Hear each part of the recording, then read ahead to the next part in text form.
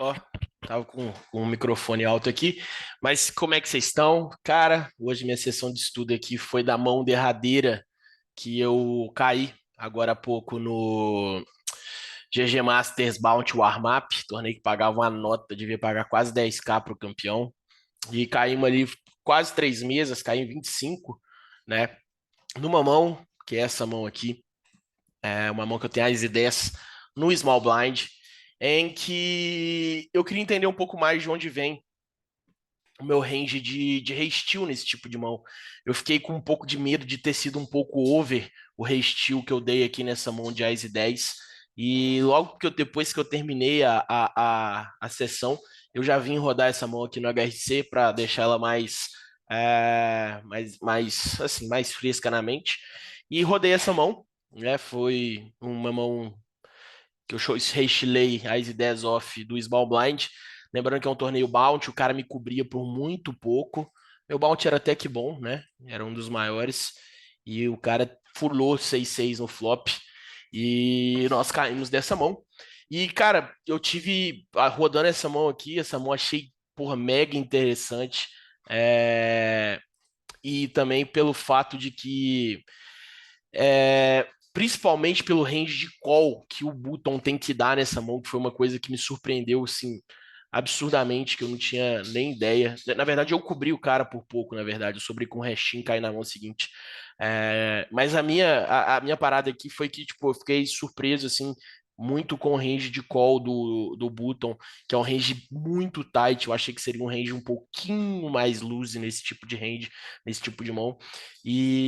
Mas vamos lá, vamos analisar essa mão, que eu acho que ela é bem interessante. Primeira coisa que eu coloquei foram dois ranges de open, tanto o range de open de 2x padrão e 3x, que eu tinha colocado range de 3x numa eventual situação do small para big ali e tal. E pelo que eu vi, há uma mixagem bem grande ali entre o open aqui de 2 para 3x. Né? Então, isso foi uma coisa que você vê que ali mixa entre 12% para 2, 12% para 3. Então tem um percentual para cada um dos dois tipos de range. Então esse aqui é o range de open do Button, que é a posição do nosso vilão nesse tipo de situação.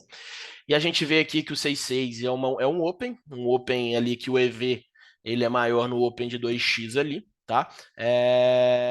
Mas não é uma mão 100% open, né? Ela tem uma frequência de open ali boa, mas não é 100% open. E agora vamos para a parte principal da análise dessa mão aqui, que diz respeito ao Reistil. Primeiro vamos dar uma analisada aqui, que eu coloquei a possibilidade de tribet também, né, daquele tribet não all-in, sabe? Tribet fold, eventualmente, e aí entram algumas mãos aqui offs, né, que tem um percentual de tribet fold aqui, que a gente pode ver aqui, que vem do ICE 5, ICE 4, ICE 3 e ICE 2, que são mãos que você consegue jogar com tribet fold interessante, e a minha mão em específico, que foi uma dúvida que eu tive muito grande, se a minha mão a gente deveria jogar de tribet ou se a gente deveria jogar de rei steel. E é bem interessante a gente analisar aqui, né, o quanto a mão ganha jogando de determinadas formas. Né? Você vê que ele tem um percentual, se a gente for analisar o percentual de reis, ele está em 61%.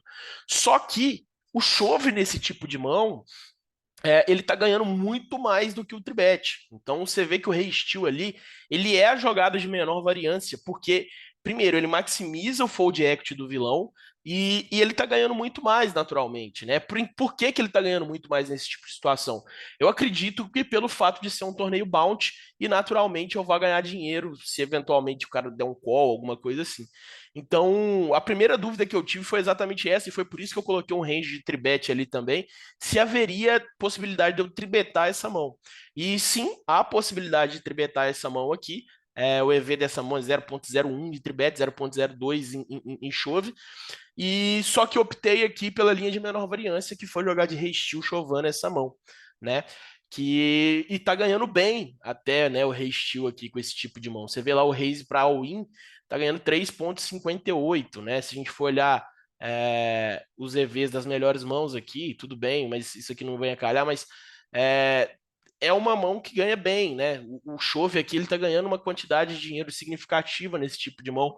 Então você vê, ganha bem mais que as mãos suited aqui. Na verdade, ganha menos que as mãos suited, né? É uma coisa que eu não tinha visto, mas ele ganha menos que as mãos suited.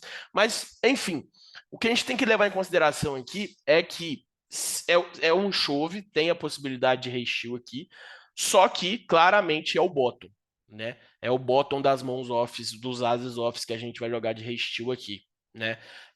A gente tem outras mãos que são claros resteel, você vê mãos que Rei Dama suited aqui ganhando bastante, Dama Vala suited aqui ganhando o mesmo tanto de Ás 10 off, então é muito próximo aqui, aquelas mãos que a gente tem uma análise clara de resteel, mas está ganhando bastante, ganhando o mesmo tanto aqui.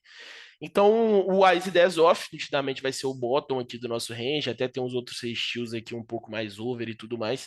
Mas o Ice 10 off, acredito que é o bottom do nosso range teórico e vai ser o meu bottom do range in game, tá? E o Ice 9 eu já fodaria reto, obviamente, aqui. Mas, enfim. Que eu achei muito interessante ao rodar essa mão, cara, que eu acho que é, por muito massa, é a gente analisar isso daqui, ó. Olha o range que olha o range que o Button tem que dar call aqui. É um range 1,4% de call aqui. É um range muito tight. Muito, muito tight mesmo. Por quê? Primeiro, pelo fato dele estar sendo coberto. Segundo, pelo fato de ser um torneio que paga muito bem a tampa. Então, ele tem que se cortar muito. Você vê, uma mão igual 9,9 aqui já tá perdendo, tipo, US$ 71 em dar um call aqui. Né? Então, tipo, é bizarro. Você vê a mão que ele me deu call, 6,6 aqui, tá perdendo US$ 187. Então é um range de call no resteel aqui muito tight mesmo. Eu acreditei que a partir do 9,9 já entraria aqui, claramente. A gente vê que entra 10,10 e ainda 10,10 está ganhando muito pouco, muito pouco.